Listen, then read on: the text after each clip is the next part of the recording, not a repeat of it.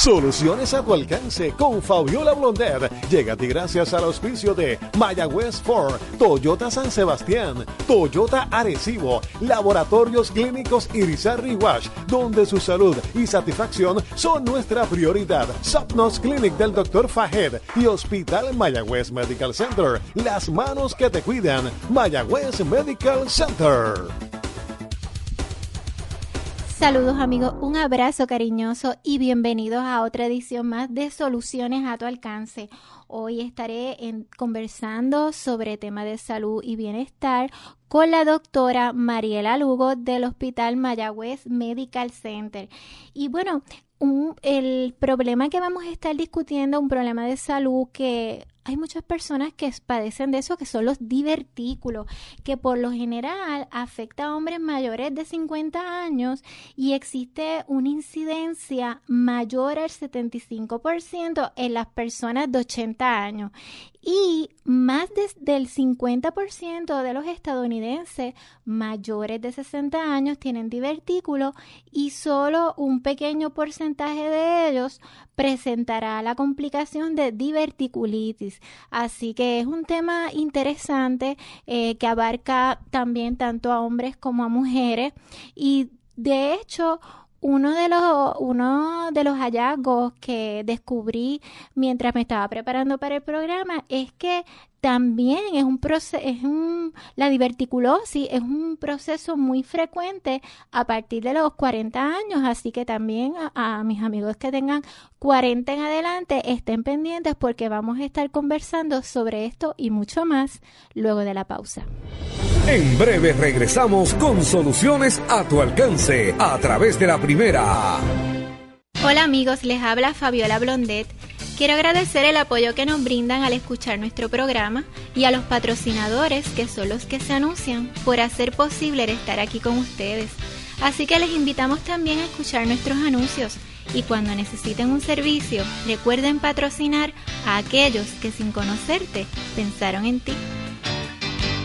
En Mayagüez hay una categoría exclusiva de autos usados, usados verificados. Autos usados en óptimas condiciones, se pulen, se verifican de bumper a bumper, se llevan hasta el punto perfecto y están respaldados por la solidez de Mayagüez Ford. Si vas a comprar un auto usado, no te conformes con menos. Llama al 919-0303 y asegura que sea usado verificado. Porque el que compra un auto usado, lo compra verificado. Mayagüez Ford, carretera número 2, marginal frente a Sam's. 919-0303, 919-0303.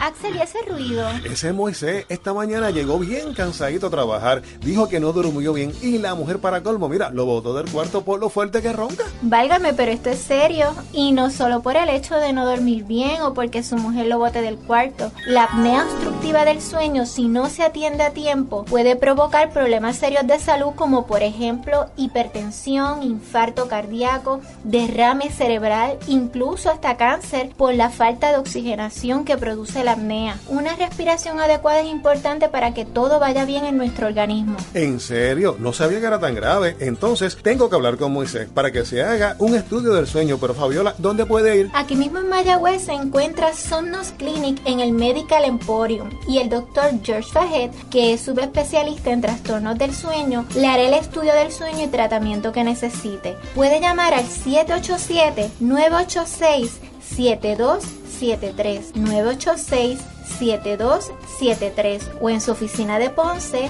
787-290-5577 290-5577. Laboratorios Clínicos Irizarry Wash, con facilidades en Juanadías, Ponce, Cotolaurel, Lajas, Cabo Rojo, San Germán, Mayagüez, Aguadilla y San Sebastián. Realizamos pruebas de matrimonio con resultados el mismo día en la mayoría de los casos. Llame para coordinar su servicio al hogar y oficina. Pruebas de dopaje para individuos, compañías y empresas. Pruebas de paternidad. Aceptamos la mayoría de los planes médicos privados, Medicare, Medicare Advance y el Plan de Gobierno de Puerto Rico. Laboratorios Clínicos Irizarry Wash, donde su salud y satisfacción son nuestra prioridad. Visítenos en milaboratoriopr.com. Natucentro es salud, salud en Natucentro. Natucentro, el supermercado de la salud en la calle Marginal de Sultana, tiene ahora una preciosa sucursal en la calle McKinley, 26 Oeste en Mayagüez. Tanto en Sultana como en McKinley, en Natucentro le ofrecemos salud de muchas maneras. Suplementos nutricionales, jugos, bizcochos, cereales, frutas, libros sobre salud, panes y una inmensa variedad adicional de productos para cuidar su salud. Natucentro en la calle Marginal de Sultana y ahora en la calle McKinley de Mayagüez. Natucentro es salud, salud en Natucentro. Mayagüez Medical Center, en su compromiso de ofrecer servicios de salud de clase mundial, continúa renovando sus facilidades. Este año comenzó los proyectos de remodelación y expansión de nuestra sala de emergencias, remodelación de las 62 habitaciones del 6º piso. El compromiso del Mayagüez Medical Center es el de continuar ofreciendo servicios médicos de excelencia a todos sus pacientes para llevar tu salud a otro nivel, expandiendo, remodelando, construyendo. 787-652-9200. Mayagüez Medical Center, construyendo para llevar tu salud a otro nivel. Mayagüez Medical Center, las manos que te cuidan. Ahora continuamos con Soluciones a tu alcance por la Primera de Mayagüez.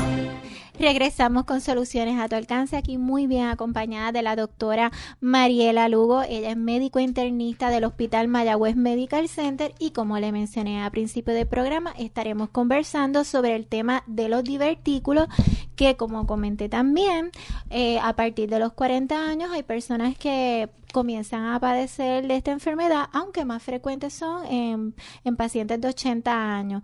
Y bueno, doctora, usted aquí, la experta en el tema, ¿qué usted opina en relación a que ya desde los 40 años hay personas que comienzan a padecer de la condición de divertículo? Y si puede abundar más para aquellos que no tienen mucho conocimiento sobre qué son los divertículos, pues le agradecería nos oriente. Los divertículos son lo que llamamos nosotros saquitos que se forman en el intestino cuando la pared del intestino se debilita. Por eso es más común en pacientes mayores, porque con los años, debido al estreñimiento, a la dieta baja en fibra, pues entonces esas paredes del intestino se debilitan, se forman esos saquitos que tienden a tener unas complicaciones de las cuales vamos a hablar más adelante. Ahora mismo yo he visto pacientes hasta de 25, 26 años con diverticulitis, que eso es, pues, no es otra cosa que inflamación de los divertículos. Entonces, así que vemos que ya la población ha ido entonces en disminución en edad para presentar esta condición, y yo creo que es en gran parte por la dieta que llevamos, una dieta baja en fibra, en vegetales, en frutas. Por eso es que ahora entonces ya yo he tenido muchos pacientes de 30 a 40 años inclusive con diverticulitis aguda, y pues no es una condición común a esa edad. Y entonces, según estuve, ¿verdad?, leyendo para el tema, la causa principal es una alimentación pobre en fibra. O sea que entonces por eso es que pueden haber personas más jóvenes de 40 años que comiencen a padecerla, o el padecerla siendo más joven puede ser por un historial familiar, genético. Sí, se ha visto que hay una predisposición genética. Si tu mamá y tu papá tuvieron divertículos, tú estás más propenso a desarrollar divertículos. Y estamos viendo entonces que al ser una condición multifactorial, o sea, tanto lo genético como el estilo de vida influye en desarrollar la enfermedad. Así que estos pacientes, pues algunos puede ser que tengan una predisposición genética, pero puede ser simplemente que sea por la dieta o ambas cosas combinadas.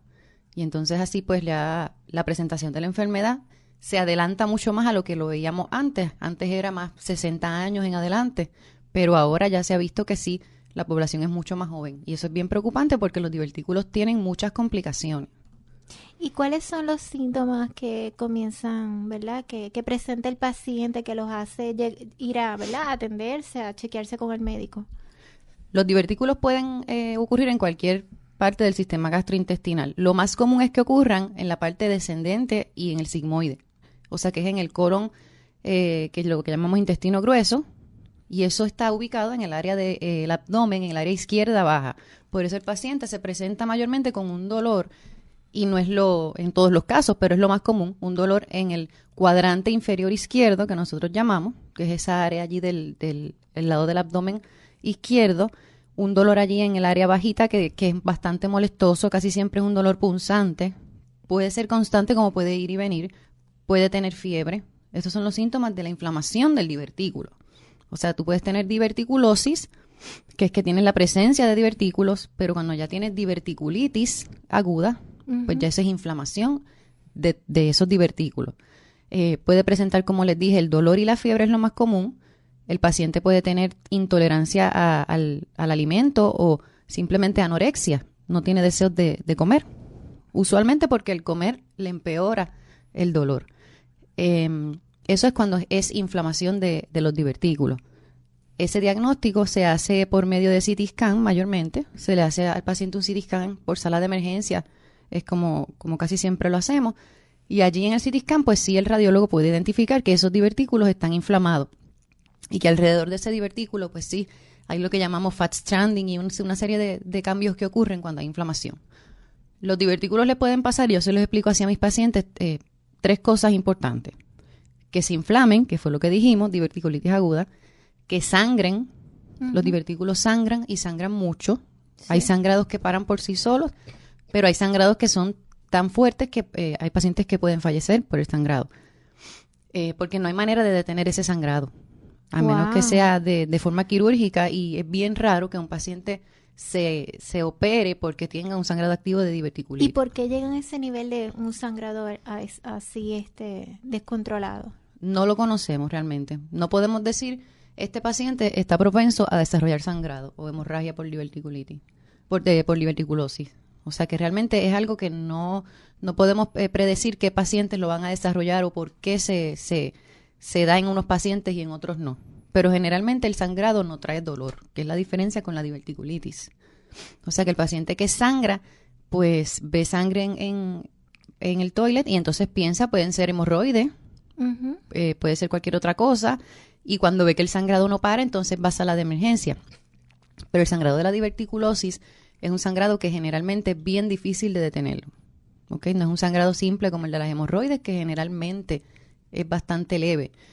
Y el paciente pues muchas veces requiere transfusión de sangre y hay que estar bien pendiente, hidratarlo bien y es un paciente que tiene que tener un cuidado bien especial. Otra cosa que los divertículos puede ocurrirle es que se perforen. Muchas veces ocurre lo que llamamos microperforación. Las microperforaciones es cuando el divertículo se inflama, o sea, tenemos diverticulitis y la inflamación llega a un nivel en el que ese saquito desarrolla una pequeña microperforación. O sea, esto es redundante, pero para que lo puedan entender, es una perforación tan pequeña que, pues, si abriéramos el abdomen no la vamos a ver, probablemente.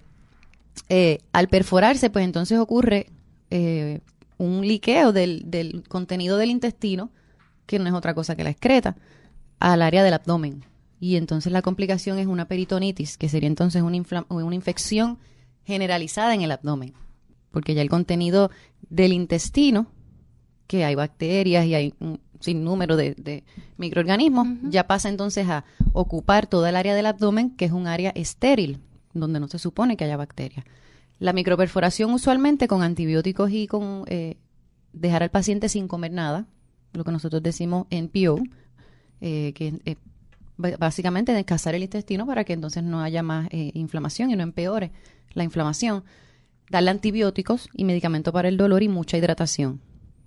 Cuando la perforación ya es más grande y se hace un absceso o es una perforación en la que el paciente ayer tenía menos dolor, pero ya hoy el dolor ha empeorado aún con medicamento, el abdomen está más duro, los sonidos peristálticos o los sonidos de lo que llamamos el movimiento de los intestinos está disminuido y el paciente se ve más enfermo, podemos entonces repetir un CT scan y ver si esa perforación pequeñita ya se hizo algo más grande, un absceso, o se hizo entonces una peritonitis generalizada y ahí hay que operar al paciente. Hay que llevarlo a la sala de operaciones y drenar todo eso. Y casi siempre se hace una colectomía, que es una resección del intestino, del área donde está afectado. Y a veces se hace anastomosis, que es que esa colectomía se une intestino con intestino. Se saca el pedazo que está dañado o que está infectado, que tiene la peor enfermedad, ¿verdad?, de los divertículos. O se hace una colectomía, que es resecar el intestino con colostomía, que es la bolsita que todos conocemos que se le coloca al paciente. ¿Y quién hace esa intervención? ¿Un cirujano general? Uh-huh. ¿El cirujano general? El cirujano general, sí. Y por ejemplo, en el caso de que, en el peor de los casos, que tengan que operar a una persona por exceso de sangrado y hay que hacerle una intervención, ¿se cura? O sea, ¿ya eso garantiza que una vez operado no le vuelva o puede reincidir? Pues la diverticulosis es una enfermedad que no se cura, no tiene aunque cura. Se opere, aunque se opere, sí, porque ya el paciente está generalmente predispuesto está predispuesto y generalmente los divertículos salen en muchas áreas del intestino.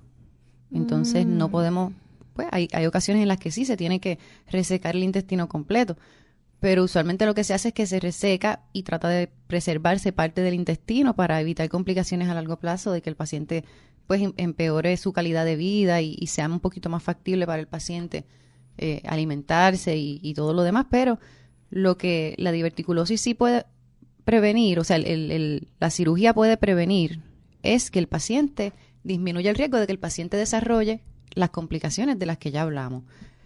Usualmente, la Sociedad Americana de Gastroenterología sugiere, y ahora se están haciendo estudios para determinar si eso realmente es conveniente, que cuando un paciente tiene 2 episodios de diverticulitis, generalmente en un año o en un periodo corto, 1 año, 2 años, ya es candidato a cirugía electiva. Y la cirugía electiva no es otra cosa que esperar que se le pase el episodio de inflamación, de diverticulitis, que el paciente ya salga del hospital, esperar 4 a 6 semanas y entonces programar una cirugía con el cirujano para entonces hacer... O sea, que la cirugía se hace una vez esté estabilizado, no en el momento que está con el sangrado. Sí, no, cuando es complicación de sangrado o perforación, absceso, sí, se hace al momento, porque es una emergencia quirúrgica, ¿verdad? Y el paciente necesita... Pero en caso es parte de que del tratamiento. Sea emergencia, entonces se programa. Exacto, si es simplemente inflamación, diverticulitis aguda, y es un paciente que ya ha tenido 2 o más episodios en un periodo de 1 año, mayormente se utiliza en un periodo de 1 año, pues ese paciente es candidato ya a operarse. Aunque haya sido simplemente una diverticulitis sin perforación, sin sangrado, nada.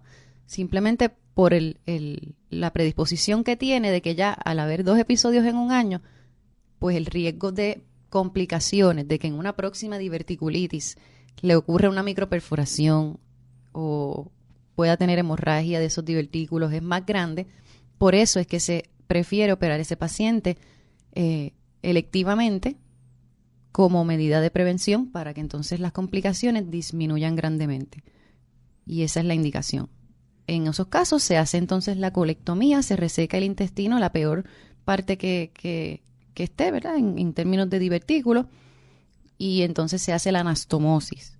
Allá es más probable que se pueda hacer la anastomosis, se pegue intestino con intestino y no haya que hacer entonces la colostomía, que sería la bolsita. Y es un poco más incómodo para el paciente y afecta un poco más en términos de la calidad de vida y hasta para el ánimo del paciente, y no es conveniente. Si realmente no es necesario, pues se prefiere hacer la anastomosis.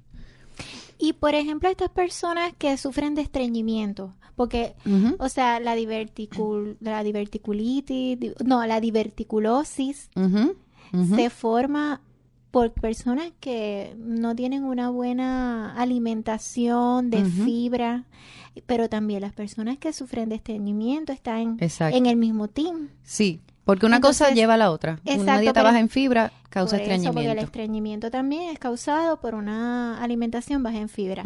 Pero eso quiere decir que si una persona sufre de estreñimiento crónico, ¿puede ser paciente de diverticulosis o no necesariamente? Puede ser un paciente que siempre sufra de estreñimiento, pero que nunca le dé. O es candidato. Lo predispone grandemente, sí. Porque como ya hablamos, la patofisiología que se cree que ocurre en diverticulosis es que la pared del intestino se debilita por esos espasmos que ocurren cuando el paciente no puede ir al baño adecuadamente, no puede tener sus evacuaciones diarias como se supone.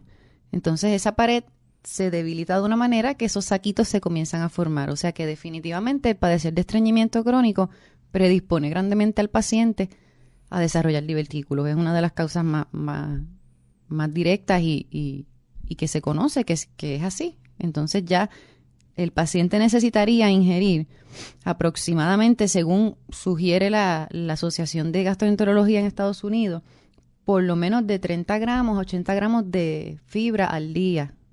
Eso equivale más o menos. Y nosotros, bueno, ¿verdad? Vamos, pónmelo así, 3 guineos, una avena, pónmelo en números para yo visualizar. Para que más o menos tengas una idea, nosotros ingerimos, si comemos 2 o 3 frutas al día, eso es como 15 gramos de... Por eso que no es 15 mucho. gramos de fibra. ¿Cuánto se necesita comer más o menos entre frutas y vegetales para llegar a Se ese supone nivel? que en todas tus comidas, y son 3 comidas al día y 3 meriendas, haya una ingesta de frutas y vegetales. O sea que por lo menos en el desayuno, en la merienda de la mañana, almuerzo. Y el arroz integral. El arroz integral también son altos en fibra. O sea, lo más importante y lo más que tiene fibra es las frutas y los vegetales. Eso no hay duda de eso. Pero sí, si el paciente va a utilizar algún tipo de harinas, pues deben ser harinas no procesadas y harinas integrales como el arroz integral, el pan integral. Eso sí tienen una alta dosis de fibra, pero no sustituye la fibra que se absorbe mejor y que es la más saludable, que es la de las frutas y los vegetales. O sea que en cantidad de cuánto debe comer al día de frutas, pues lo que se supone es que tenga una fruta o un vegetal en cada alimento, en cada merienda y en cada comida que el paciente realice al día. O sea, en cada plato de comida que tú te sirvas, debe haber un contenido de todos tus tipos de nutrientes, proteínas, granos, fibra, y la fibra no viene de otra cosa sino de las frutas y vegetales. Así que es importante que el paciente entienda que comiéndose un guineo al día, pues no va a llegar a la cantidad de fibra que necesita. Y muchos pacientes necesitan suplementos. Aún con la dieta a veces se les hace difícil y necesitan suplemento de fibra. Ahora venden pastillas de fibra y los ayudan entonces a poder ir al baño y tener su regulación intestinal un poco más controlada, y también medicamentos, lo que llamamos stool softeners, que son medicamentos que ablandan el contenido de la excreta, y entonces el paciente pues puede, en esos momentos en los que esté más estreñido, pues puede entonces tomar alguno de esos suplementos si fuera necesario para poder regular un poco su sistema. Pero la mejor manera es la dieta. Sí, que es en lo que fallamos más. Los laxantes no son muy recomendables. En momentos en donde el paciente ya lleve varios días que no ha ido al baño, Pues hay que tomarse uno. Sí, porque pues suplementos, necesita por limpiar ejemplo, el intestino, claro. Pudiéramos mencionar un ejemplo, y no anuncio pagado, pero metamucil pudiera ser un suplemento que se puede tomar todos los días y no afecta. Sí, el suplemento de todos los días no lo recomendamos, ese tipo de medicamento, porque lo que queremos es que el mismo sistema orgánicamente pueda desarrollar la capacidad de eliminar la excreta por su cuenta. Entonces, si acostumbramos al paciente a que si con este medicamento es que vas a poder ir al baño, vas a poder entonces regular tus evacuaciones, pues luego entonces el cuerpo se acostumbra a ese tipo de estimulante para poder ir al baño. Que es recomendable cuando sea en momentos necesario. específicos. Okay. Sí, en momentos específicos. O sea, que no de rutina todos los días. No debe ser de rutina, debe complementarlo con, si no puede con la dieta totalmente regular su sistema, pues entonces las pastillas de fibra, pues sí hay algunas de ellas que son bastante buenas y sí las puede utilizar todos los días, en conjunto con multivitaminas y los medicamentos que utiliza al día.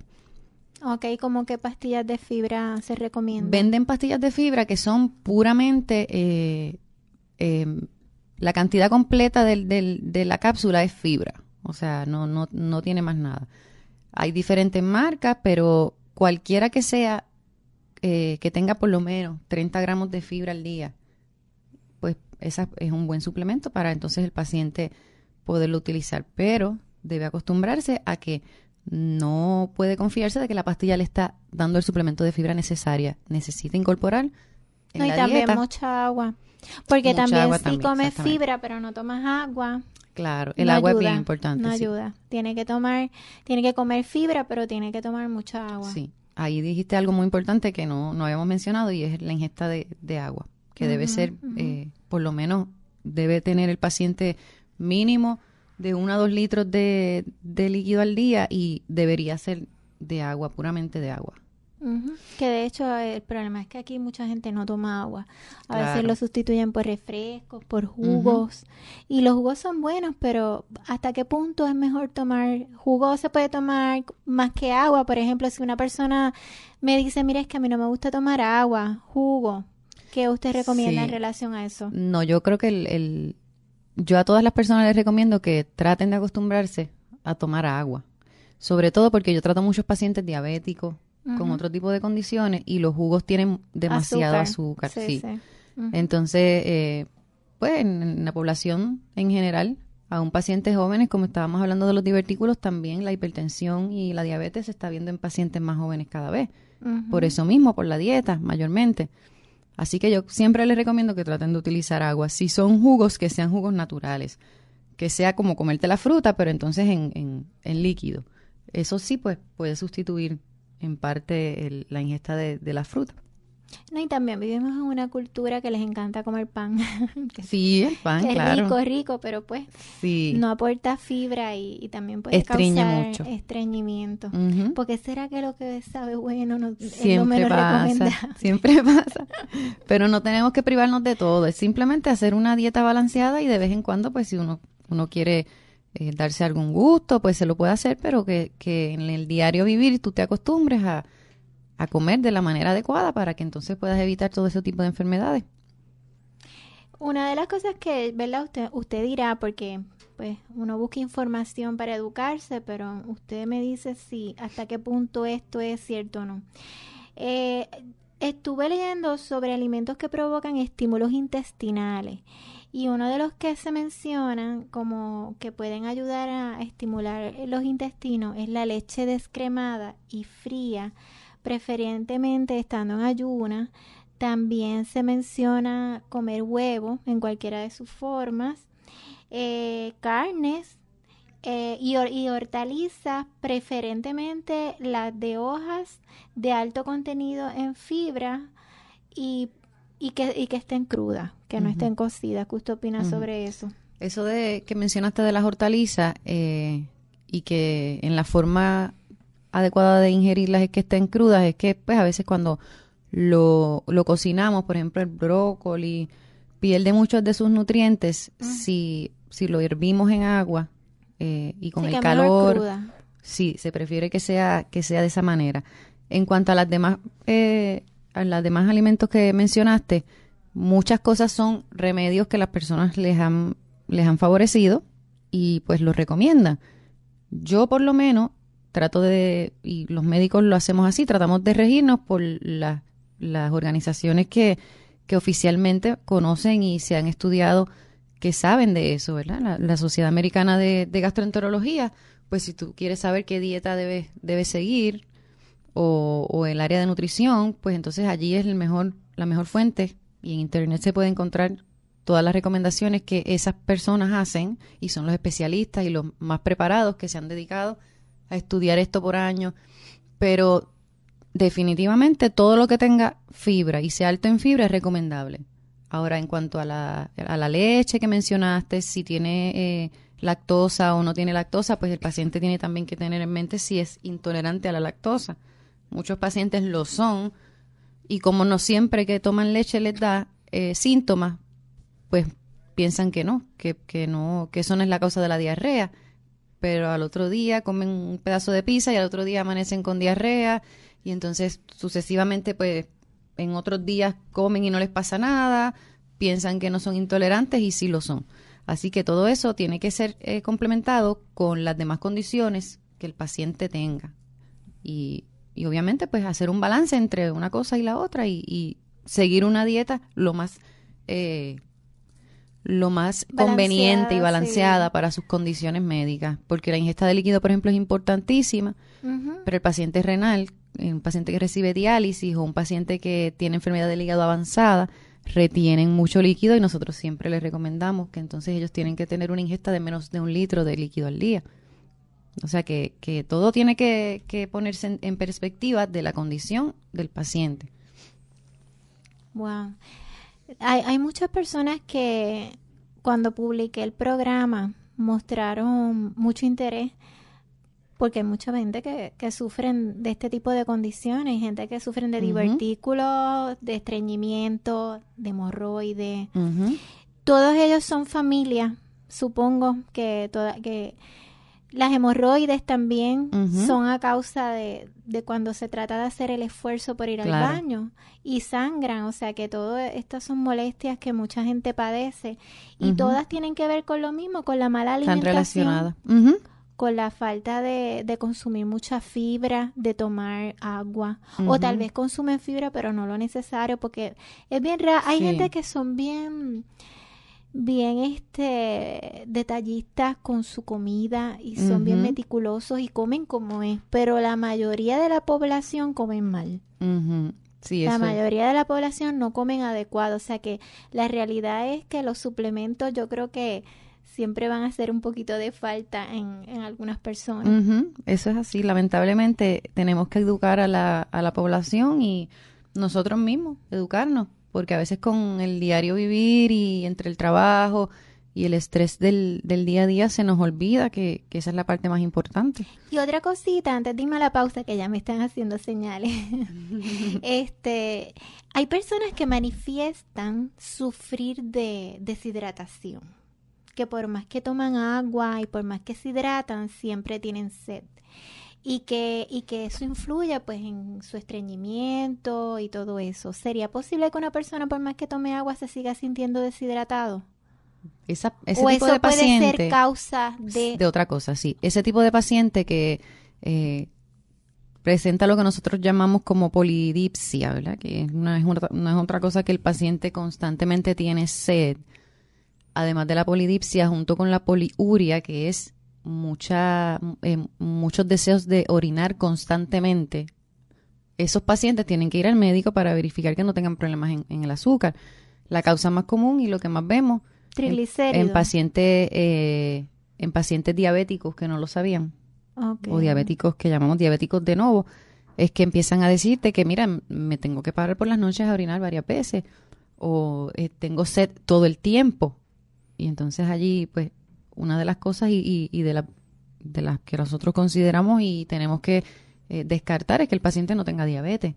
Así que no es normal que tomes mucho líquido y sigas teniendo sed. Habría que entonces investigar alguna otra causa. Y si no tiene diabetes, entonces, ¿qué otra cosa pudiera ser? Bueno, hay pacientes que simplemente sudan mucho y eliminan demasiado sudor en el día a día y pues necesitan ingerir mucha agua dependiendo del tipo de trabajo que tengan. Inclusive, a mí, por ejemplo, yo me paso tomando agua porque yo constantemente estoy hablando. O sea, todo el día estamos hablando y utilizando la saliva, básicamente. Entonces, necesitamos tomar mucha agua para poder... y a mí me da mucha sed, inclusive, tomando mucha agua. Y es por el tipo de trabajo y tiene que evaluar el día a día, cómo es su día a día. Hay otras condiciones más raras que son tipos de diabetes. Por ejemplo, la diabetes insipidus es una diabetes que no es común, en donde el paciente por más que ingiere, todo lo orina, y entonces necesita tomar mucha agua. Para eso hay que hacer también otro tipo de estudio, porque ya esa es una condición en donde el paciente tiene problemas con la hormona antidiurética. La hormona antidiurética no está en los niveles adecuados. Si está muy bajita, pues el paciente tiene mucha diuresis, porque entonces orina mucho. Y ese paciente pues va a tener polidipsia también. O sea que la mayoría de las causas de polidipsia, de mucha sed, son causas endocrinológicas y que tienen que ver ya sea con la diabetes, el azúcar o con la hormona antidiurética, que es la que más influye en ese tipo de patofisiología. Mira para allá, qué interesante. Pues y este tipo de personas también tienen problemas para sufrir de estreñimiento. Porque entonces como no se hidratan bien, no lo absorben y o sea que eso también causa muchas cosas. Pues es que la realidad es que si no es dinga en mandinga, siempre alguien tiene algo. Claro, y bueno, lamentablemente. Ahora sí que nos tenemos que ir a una pausa. En breve regresamos con soluciones a tu alcance a través de la primera. Sí, buena, yo soy su vecino, mucho gusto. Sí, mucho Es gusto. que dejaron su correspondencia en mi buzón y, ¿verdad? Pues, por equivocación abrí este sobre, Nada, era el contrato de su carro nuevo y... Usted perdone. Mano, eso fue lo que usted pagó. Pues sí, que eso es imposible, no puede ser, porque es que yo pagué mucho más por mi carro. O sea... Toyota Arecibo te garantiza el pago más bajo en cualquier modelo Toyota durante la megaventa del Get Lucky. Toyota Arecibo, 305-1412, 305-1412. ¿Quieres ser parte de la mejor organización de jóvenes líderes? La Cámara Junior Internacional es una organización sin fines de lucro para jóvenes de 18 a 40 años. Forman parte de una red mundial en más de 115 países. Ofrece oportunidades de desarrollo para crear cambios positivos a través del trabajo comunitario. La solución es responsabilidad de todos. Únete a la Cámara Junior Internacional. Sé parte de 100 años de impacto y con tus acciones contribuyes a crear un mundo mejor. Para más información puedes encontrarnos en Facebook a través de JCI Puerto Rico o también escribirnos a nuestro correo electrónico jcipuertorico@gmail.com. Contamos contigo.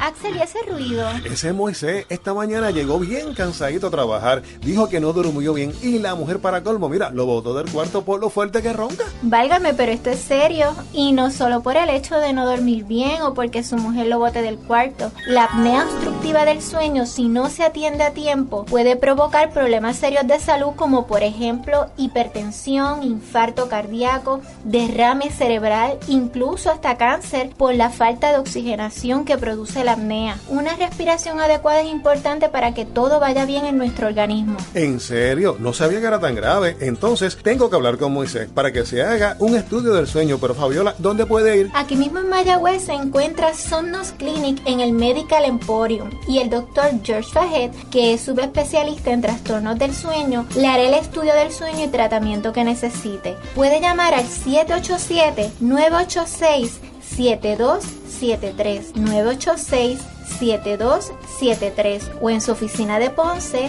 787-290-5577, 290-5577.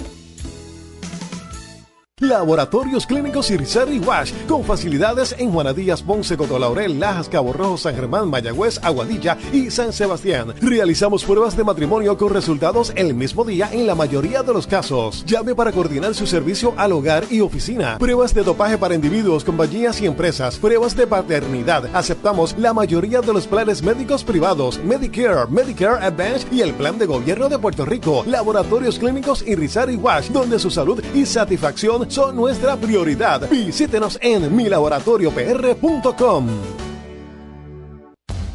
Mayagüez Medical Center, en su compromiso de ofrecer servicios de salud de clase mundial, continúa renovando sus facilidades. Este año comenzó los proyectos de remodelación y expansión de nuestra sala de emergencias, remodelación de las 62 habitaciones del 6º piso. El compromiso del Mayagüez Medical Center es el de continuar ofreciendo servicios médicos de excelencia a todos sus pacientes para llevar tu salud a otro nivel, expandiendo, remodelando, construyendo. 787-652-9200. Mayagüez Medical Center, construyendo para llevar tu salud a otro nivel.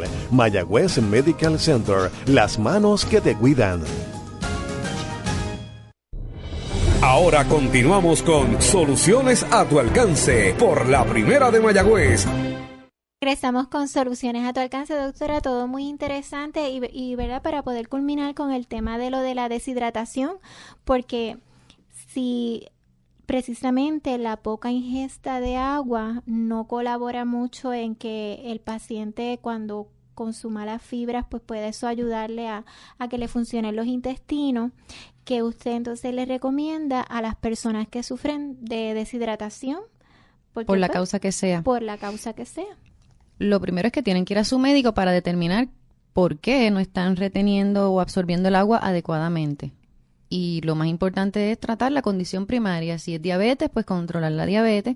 A la vez se controle la condición primaria, pues debe mejorar entonces el problema de la retención de líquido. Y ya eso sería consecuencia de esa situación médica que tiene el paciente y que quizás no conoce. Así que tratando la condición primaria que esté causando que no absorba bien. O tiroides pudiera ser también. El hipotiroidismo no causa tanto problemas para retener el agua, pero sí hay una condición autoinmune que se relaciona al hipotiroidismo, porque la persona que padece de alguna condición autoinmune, que es cuando el cuerpo ataca sus propias células, y el hipotiroidismo, pues la causa más común es un hipotiroidismo que generalmente es heredado y son anticuerpos que llamamos antiperoxidasa o anti-TPO. Así que sí se convierte en una condición autoinmune. Relacionada al hipotiroidismo está el Sjögren síndrome, que es un síndrome en el que el paciente tiene problemas para secretar líquido en cada una de sus glándulas. Las glándulas que se afectan, las glándulas lacrimales, el paciente siempre tiene los ojos secos, la boca seca, ¿y ese es? Las glándulas salivares se afectan. Se escribe SJ-O, 2 puntitos en la O, Gren, G-R-E-N.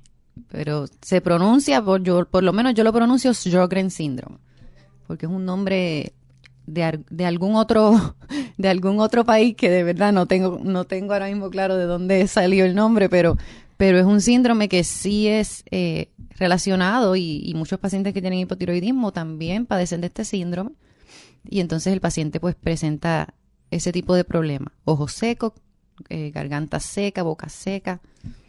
Así que hay que investigar cuál es el problema primario, tratarlo para entonces poder corregir el problema secundario, que ya sería el problema gastrointestinal y el estreñimiento. Pues mira para allá, o sea que muchas veces hay más allá de lo que la gente piensa, que no es tan sencillito como simplemente no comer ciertos alimentos. Y hablando de no comer ciertos alimentos, ¿cuáles son los no recomendados para pacientes de divertículos? Yo por lo menos, el paciente viene donde mí con la preocupación muchas veces de que yo tengo divertículos y yo no puedo comer habichuelas, no puedo comer granos, no puedo comer el mismo popcorn que tiene esas semillitas pequeñas, nada que contenga semillas, ningún grano. No hay un estudio que establezca que el paciente con divertículos no puede comer ese tipo de alimentos. O sea, la Sociedad Americana de Gastroenterología no dice que están contraindicados este tipo de alimentos para los pacientes con divertículos, pero sí se ha visto y se recomienda que si el paciente los tiene, los evite. Yo se lo digo que los evite por el momento, porque más que nada se deja llevar por experiencias de anécdotas de pacientes que tienen divertículos y han mencionado o han reportado lo que les funciona a ellos. Sí, que cuando comen habichuelas, por ejemplo, gandules o cualquier otro tipo de grano, el dolor se les empeora. Entonces no hay ninguna prueba científica que determine que eso es así, pero en vista de que hay muchos pacientes que lo han reportado, pues sí, se menciona. Sí, se cree que puede haber una tendencia, y hay algunos pacientes que yo tengo que me dicen, yo como grano, yo no tengo ningún problema, a mí no me da dolor. Pues entonces yo a esos pacientes no les digo, y a mí me encantan las habichuelas, y yo no quiero dejarlas, y a mí me caen bien. Pero hay otros que me dicen, mira, yo me como un platito de habichuela pequeño y me da un dolor. Pues obviamente yo le digo a ese paciente que entonces evite los granos. Al que le gustan y no le hace daño, pues entonces si los quiere seguir consumiendo, pues sabes que hay una predisposición en algunos pacientes, y que si desarrollas algún tipo de dolor, así sea leve, pues trates entonces de evitarlo. Pero no es que nosotros como médicos le digamos al paciente o le tengamos que prohibir comer granos o cualquier tipo de alimento de este tipo. Así que ya esto es algo un poco controversial, depende de cada caso, y se deja llevar más por anécdotas de los pacientes, más que por estudios clínicos que lo hayan comprobado. Sí, y estaba observando que, ¿verdad? Usted menciona de que para detectar los divertículos, pues a través de una radiografía se puede detectar, pero también se pueden realizar otro tipo de pruebas para detección. Generalmente, cuando una persona no conocía que tenía divertículos y de momento va a la oficina y te dice, doctor, y salí con divertículos, es por una de dos razones. O le hicieron una colonoscopía de seguimiento, o pues porque le tocaba hacerse el estudio, ya a los 50 años, si no tenemos historial familiar, a los 50 años nos toca la primera colonoscopía. Y ahí entonces le descubrieron que tenían divertículos. Y es bien curioso porque si pueden ponerse a investigar en internet y ven fotos de colonoscopía, de cómo se ven los divertículos, lo que el endoscopista o el gastroenterólogo ve son como rotitos en el intestino, porque obviamente los saquitos están por fuera. Y entonces él lo que ve son los rotitos del circulito del saquito, porque la endoscopía entonces visualiza el intestino por dentro, no lo puede ver en el exterior. Otra cosa que se puede realizar es un barium enema, que es un estudio que se inyecta una sustancia nuclear a través del recto del paciente, y luego esa sustancia pinta las áreas del intestino y ahí se puede identificar si tiene divertículos. Y el tercero es que el paciente va al hospital, ya sea porque tiene dolor abdominal y le descubren que tiene diverticulitis y ahí se entera que tenía divertículos, o porque va por otra razón y le hicieron un CT scan de abdomen y en el CT scan dice que tiene diverticulosis, aunque no tenga diverticulitis. O sea que no hay una prueba que necesite hacerse el paciente para descartar que tenga divertículos o no. Casi siempre es un hallazgo incidental o es el producto de que el paciente se entera por un primer episodio de diverticulitis y va al hospital y allí entonces en los estudios se le realizan el CT scan, que es la prueba que mayormente lo detecta, y ahí se entera que tenía divertículos. Pero realmente pues no hay un estudio que tengas que hacerte en cierto momento de tu vida para descartar que tengas divertículos o no. Ok, y entonces, a la hora de tratar la condición de divertículos, ¿ustedes son los que le dan el tratamiento? ¿Ustedes los internistas? Sí, generalmente si el paciente no tiene complicaciones mayores, solamente menciona que tiene diverticulosis o trae estudios en donde se menciona una colonoscopía o un CT scan que tiene diverticulosis, pues le recomendamos y le hacemos hincapié en tener una dieta bien alta en fibra, como ya hemos mencionado aquí bastante bien, y le hemos descrito qué cosas debe comer y qué cosas pudiera evitar. La dieta mayormente es el tratamiento para la diverticulitis, para la diverticulosis, perdón.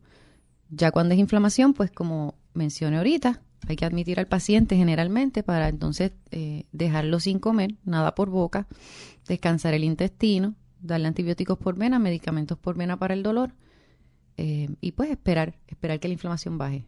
Y monitorear que no se complique con una perforación, que ya hablamos de ese tipo de complicaciones que puede haber. Ok, ¿y a través de una prueba de sangre se puede detectar? No, porque es un diagnóstico más radiográfico o endoscópico. ¿Ni de pruebas discretas? Tampoco, ok. O sea, que sería a través del CT scan o a través de la colonoscopía. Sí, tienen que ser estudios de imágenes o la colonoscopía, porque es un diagnóstico que hay que visualizar el problema. Y ahí entonces que cuando uno detecta que están esos saquitos que ya mencionamos, que son los divertículos, pues allí haces el diagnóstico. Recomendaciones al paciente.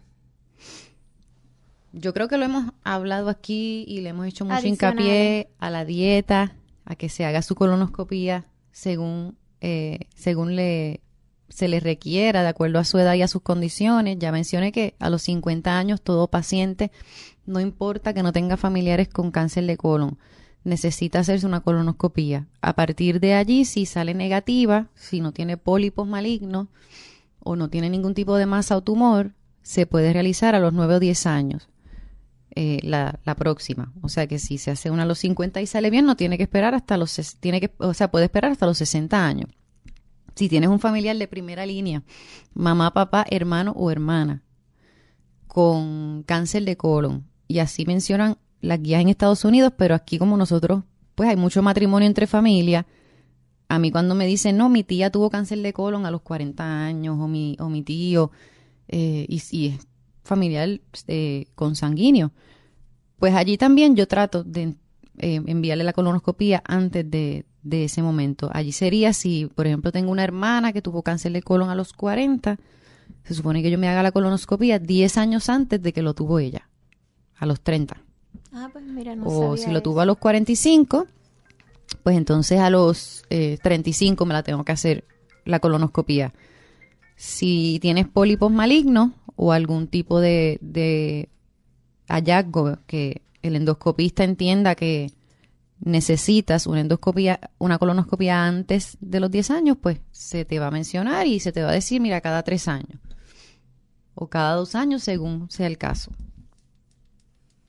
O sea que básicamente cosas que debemos de recordar de todo esto es que la enfermedad diverticular es más común en personas mayores, pero le puede dar a personas jóvenes. Y hoy día... Desde los 20 y pico. Desde los 20 y pico le pueden estar dando, porque uno de los aspectos que se mencionaba es que también a partir de los 40 años se podían observar casos, pero según me ha mencionado durante la entrevista, ya existe una incidencia de personas jóvenes que pueden padecer de esta condición. Yo llevo 2 o 3 años practicando como internista y he visto muchos pacientes jóvenes de 30 y pico, 40, 42 años, tan joven como recuerdo uno que tenía 26 años, así que no estamos exentos. Si somos jóvenes, como quiera, hay que estar alerta a los síntomas.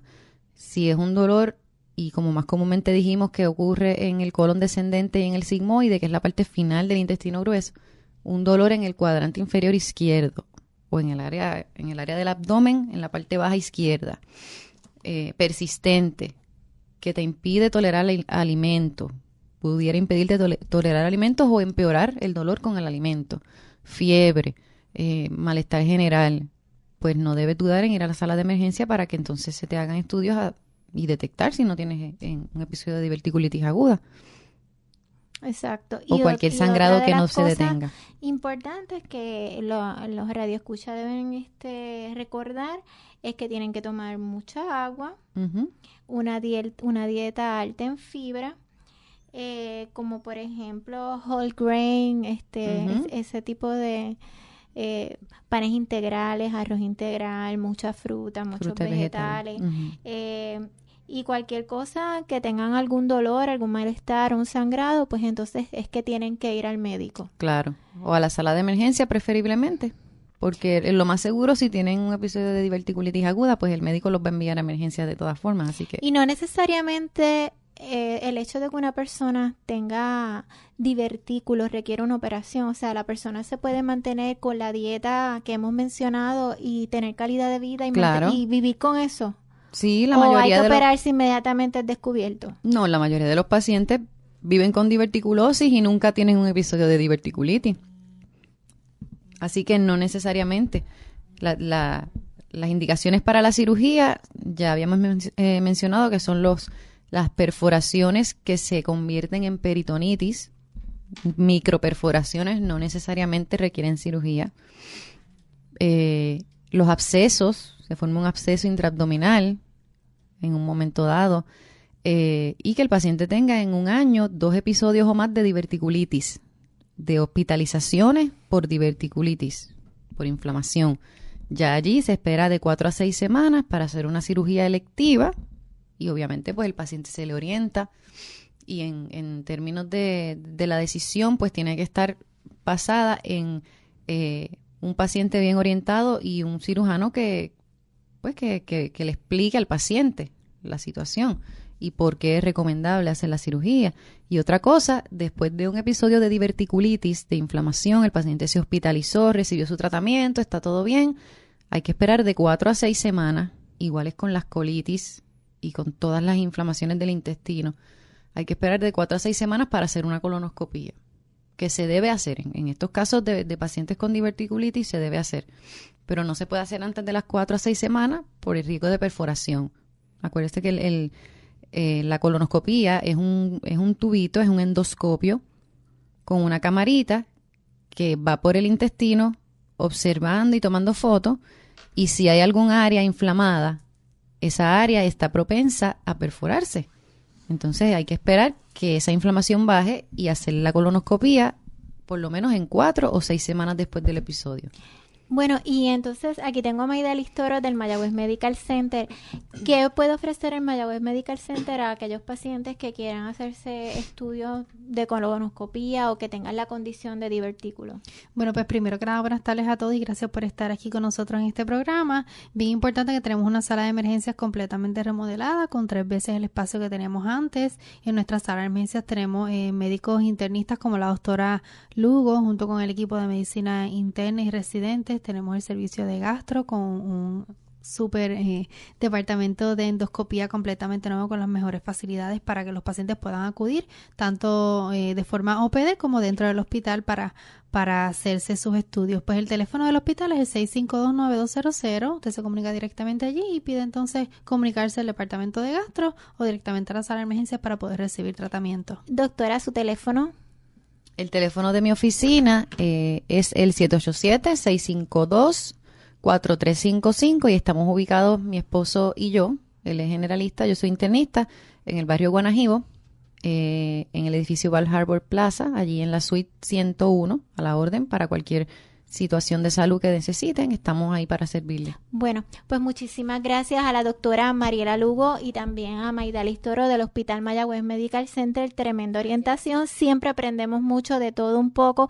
A ustedes, amigos, gracias por sintonizarnos y recuerden que les espero en la próxima edición de Soluciones a tu Alcance, si Dios lo permite. ¿Qué es lo que hay? Pide que hay, ¿qué es lo que hay? Pide que hay. Tu suerte va a cambiar en Toyota San Sebastián con la megaventa del Get Lucky de Toyota. Llama al 919-7345 y móntate en un Toyota nuevo. Desde cero pronto, 0% de interés y pagos desde $199 mensuales. Además, el gerente aprobó bonos de hasta $4,000. Toyota San Sebastián, carretera 111. 919-7345. 919-7345. Ven y pide que hay. Laboratorios Clínicos Irizar y Wash, con facilidades en Juana Díaz, Ponce, Cotolaurel, Lajas, Cabo Rojo, San Germán, Mayagüez, Aguadilla y San Sebastián. Realizamos pruebas de matrimonio con resultados el mismo día en la mayoría de los casos. Llame para coordinar su servicio al hogar y oficina. Pruebas de dopaje para individuos, compañías y empresas. Pruebas de paternidad. Aceptamos la mayoría de los planes médicos privados, Medicare, Medicare Advance y el plan de gobierno de Puerto Rico. Laboratorios Clínicos Irizar y Wash, donde su salud y satisfacción son nuestra prioridad. Visítenos en milaboratoriopr.com.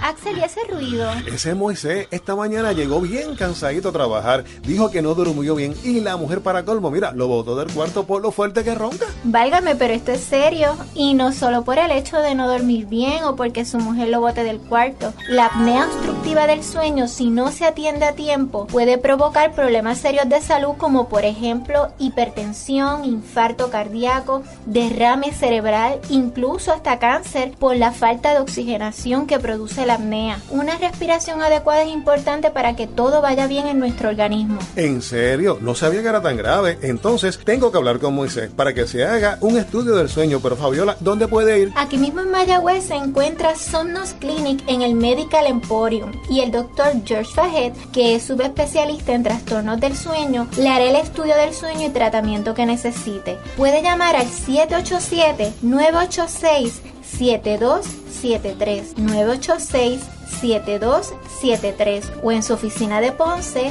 787-290-5577 290-5577. Natucentro es salud, salud en Natucentro. Natucentro, el supermercado de la salud en la calle Marginal de Sultana, tiene ahora una preciosa sucursal en la calle McKinley, 26 Oeste en Mayagüez.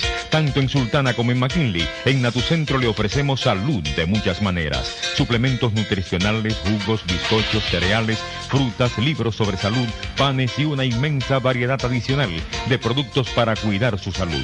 Natucentro en la calle Marginal de Sultana y ahora en la calle McKinley de Mayagüez. Natucentro es salud, salud en Natucentro. Mayagüez Medical Center, en su compromiso de ofrecer servicios de salud de clase mundial, continúa renovando sus facilidades. Este año comenzó los proyectos de remodelación y expansión de nuestra sala de emergencias, remodelación de las 62 habitaciones del 6º piso. El compromiso del Mayagüez Medical Center es el de continuar ofreciendo servicios médicos de excelencia a todos sus pacientes para llevar tu salud a otro nivel, expandiendo, remodelando, construyendo. 787-652-9200. Mayagüez Medical Center, construyendo para llevar tu salud a otro nivel. Mayagüez Medical Center, las manos que te cuidan.